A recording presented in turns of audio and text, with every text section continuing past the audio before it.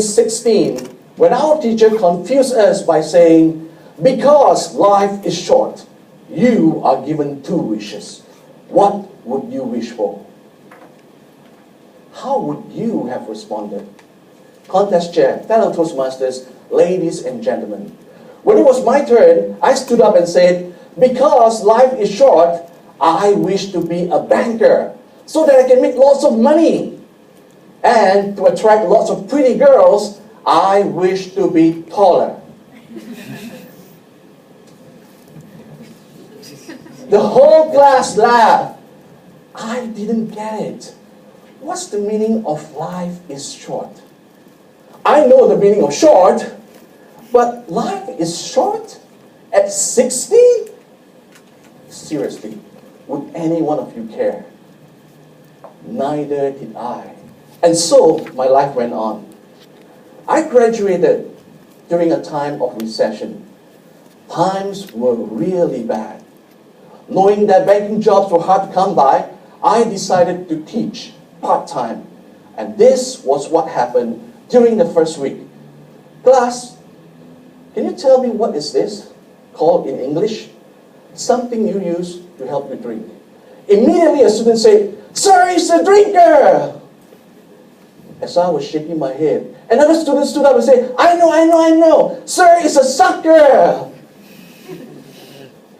And that was the last straw. I loved that class, and that student was Nick. Nick was a live wire in class, always trying, always volunteering. As a teenager, he was small in size and pale in appearance. But whenever he appeared, he was full of enthusiasm, and it was so contagious. One day, I saw a note and a straw on my table. It was from Nick. "Dear sir, I'm sorry to tell you that I won't be attending your classes. My gum is bleeding, and I feel tired all the time.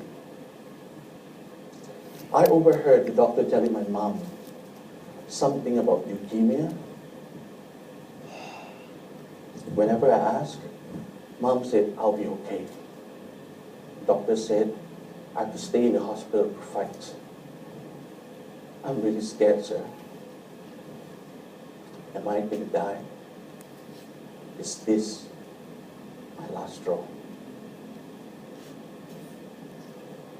That was when I really understood the meaning of life is short. Nick was so young. Realizing that Nick's life was timed by a stopwatch, I doubled my classes with him. And those moments by his hospital bed were truly special. I was teaching Nick lessons from books. Nick was teaching me lessons on faith, hope, and love. And the greatest of these 3 was love. I learned that love is about being there for people you care about, to listen to them, to empathize with them, to lift the straw that's breaking the back. The whole class and I took turns to donate blood so that we could be with Nick a little longer. Because of love, our blood was his blood. But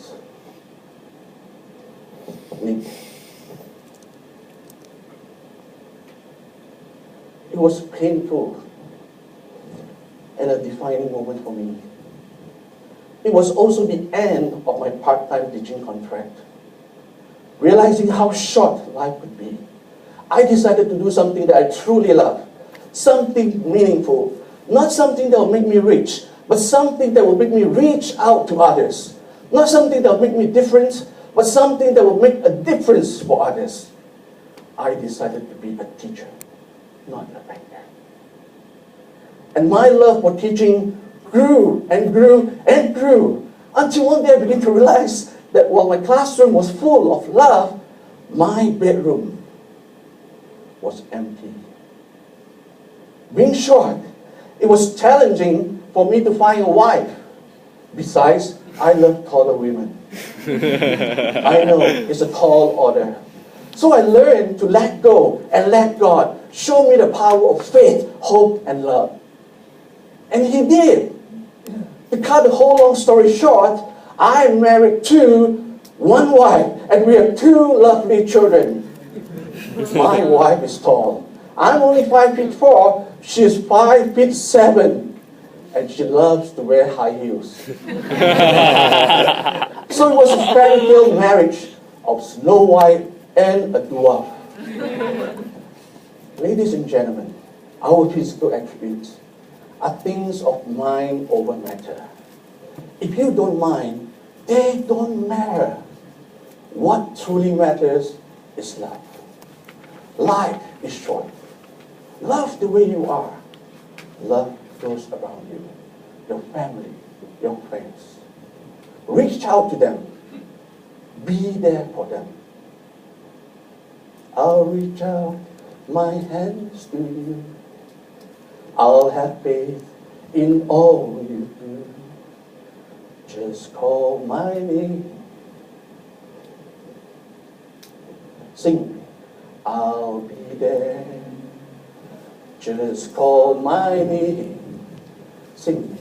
I'll be there. I know you will. Thank you very much, ladies and gentlemen.